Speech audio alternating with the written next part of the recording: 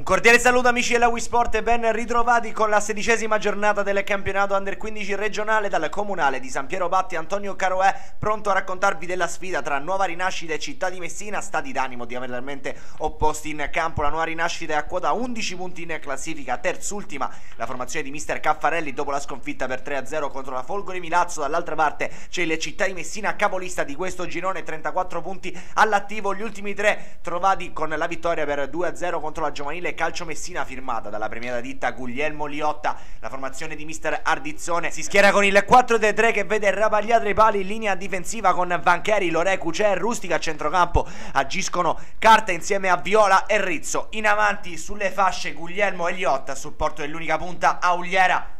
Arbitra la partita il signor Gianluca Piperno della sezione di Barcellona Pozzo di Gotto. E passiamo con le immagini al film del primo tempo. Subito Città di Messina in avanti, Viola prova il destro dal limite dell'area, pallone alto sopra la traversa, giallorossi ancora pericolosi. Poco dopo Guglielmo prova il gioco di gambe, scarta un avversario, qualcosa a metà fra un tiro e un cross tra le braccia sicure di Aliquò. E ancora il Città di Messina a spingersi in avanti qui con Carta, bella la penetrazione centrale, salta due avversari, prova il corridoio verso Auliera, riesce a chiudere la difesa della Nuova Rinascita che si rifugia in calcio d'angolo alla fine del corner successivo. È Viola a incaricarsi della battuta.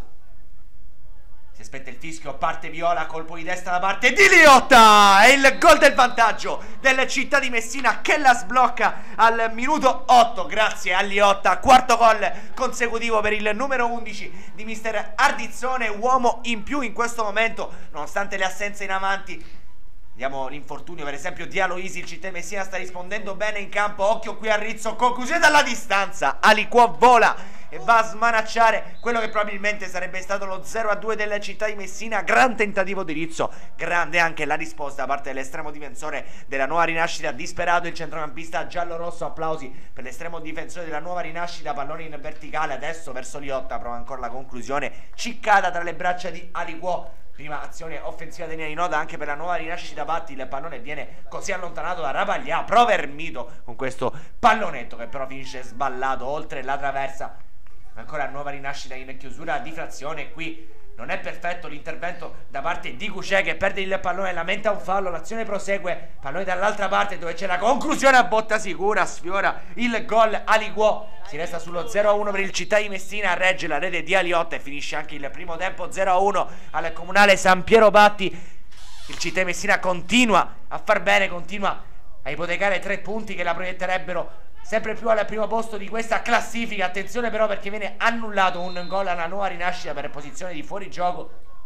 Sembra corretta la decisione da parte del direttore di gara Piperno. Entra Tavilla nella fila della Città di Messina, eccolo il primo cambio ed è subito Tavilla pericolosissimo perché rinvia così Aliquò sul piede di Liotta, poi ancora dalla distanza Tavilla sfiora solamente il palo, sarebbe stato il gol della domenica per il numero 16. Il Città di Messina con Carta, pallone dentro ancora per Tavilla, si esibisce in un palleggio, poi mette dentro verso Auliera, prova la girata debole tra le braccia di Aliquò. Il Città di Messina vuole chiudere in fretta il match, qui il lancio lungo, ancora il Città con Guglielmo che brucia tutta la difesa, Guglielmo col mancino non riesce a trovare il gol del raddoppio. Il numero 10 Peloridano ancora cambia nelle file della Città di Messina, entra Centorrino al posto di Viola, cambia tutto il centrocampo, adesso la formazione giallorossa e continua a spingere, pallone sul secondo palo dove si libera Guglielmo, col destro Guglielmo, Aliquò gli dice di no, non riesce a trovare il raddoppio della Città di Messina che qui è ancora pericolosissimo allo scadere, manda il pallone al lato a Auliera, ma è finita anche la partita. Triplice fischio al comunale San Piero Batti, il Città di Messina